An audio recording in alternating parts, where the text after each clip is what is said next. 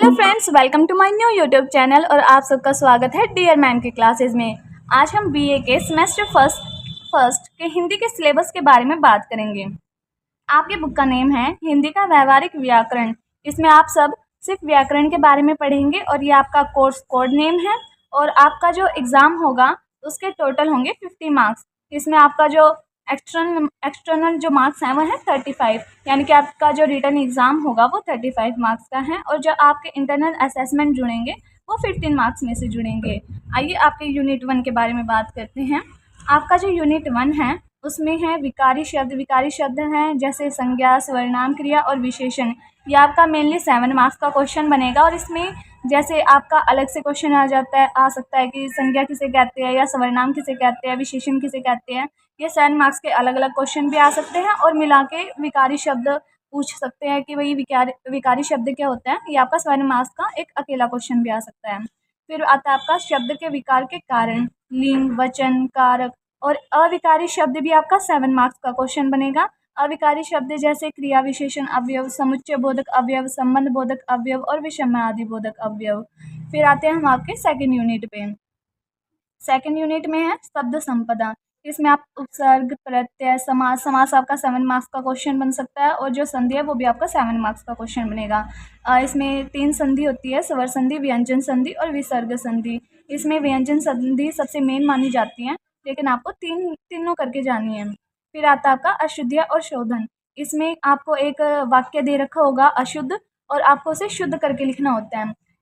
इसमें आपका है वाक्यगत अशुद्धि और उनका शोधन, कोई पदगत अशुद्धि और उनका शोधन। तो नेक्स्ट है आपका यूनिट 3। यूनिट 3 में आप वाक्य के बारे में पढ़ेंगे। मेनली आपके जो वाक्य होते हैं वो 2 प्रकार के होते हैं। एक तो रचना के आधार पर है, एक है ये अन्य आधार पर। रचना के आधार पर है सरल वाक्य, संयुक्त वाक्य और मिश्रित वाक्य। ये 3 प्रकार के वाक्य हो गए। और फिर आपके हैं अन्य आधार पर, जैसे विधानात्मक वाक्य, निषेधवाचक वाक्य। ये आपके 2 ही क्वेश्चन है इसमें। अगर आप इन दोनों में से कोई एक चाहे तो उस एक क्वेश्चन को कर सकते हैं। इसमें अगर आप सबसे इजी पूछेंगे तो मैं बताना चाहूँगी कि आप रचना के आधार पर कर ले तो सबसे अच्छा होगा, क्योंकि इसके सिर्फ 3 ही हैं वाक्य और ये सबसे अच्छा क्वेश्चन माना जाता है। अगर आप इन 2 में से एक क्वेश्चन कर लेते हैं तो आपका इस यूनिट 3 में से एक क्वेश्चन तो पक्का अटैम्प्ट हो जाएगा। तो फिर आते हैं आपके यूनिट 4 पे। यूनिट 4 में आपको पढ़ना है वर्तनी, विचार, विराम चिन्ह। विराम चिन्ह आपका 7 मार्क्स का क्वेश्चन है ये वाला। और फिर आता है पर्याय के अर्थभेद और पर्यायवाची आपका 1 मार्क्स का है। विलोम भी आपके 1 मार्क्स के हैं। फिर अलोक्त्य और मुहावरे और फिर आता है अलंकार। अलंकार भी आपका 7 मार्क्स का क्वेश्चन है। तो अब आपके पेपर पैटर्न के बारे में बात करते हैं। आपका जो पेपर पैटर्न है वो कैसा होगा। आपके पेपर में 2 क्वेश्चन होंगे, question number 1 and 2। Question number 1 में आपको 4 क्वेश्चन इंटरनल चॉइस के साथ दे रखे होंगे, यानी कि आपको हर यूनिट में से 2 क्वेश्चन, जितनी भी यूनिट आपकी टोटल 4 यूनिट है और 4 में से आपको जो 2 क्वेश्चन होंगे वे दे रखे होंगे 4 यूनिट के 2-2।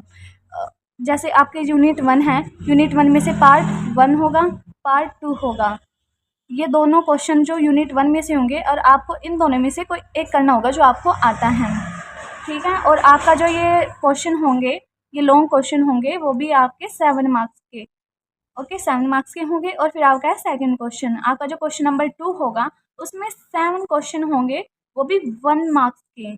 1 मार्क्स के आपके 7 क्वेश्चन होंगे। ये कंपलसरी क्वेश्चन होते हैं, इसमें आपको कोई भी ऑप्शन देखने को नहीं मिलेगा। ओके गाइस, आई होप आप सबको ये वीडियो बहुत ही अच्छी लगी होगी, आप सबको सिलेबस के बारे में पता चला। और इसमें मैं आप इस चैनल पर आप सबको जो एडिशनल आपके सब्जेक्ट आए हैं, value added course, ability enhancement course और स्किल इन्हांसमेंट कोर्स, आपको उन सब के नोट्स भी इस चैनल पर देखने को मिलेंगे। तो फिर मैं आशा करती हूँ आप सबको ये वीडियो अच्छी लगी हो और मेरी आगे की वीडियो को देखने के लिए इस चैनल को सब्सक्राइब जरूर करें, लाइक करें एंड फॉलो करें। Okay bye.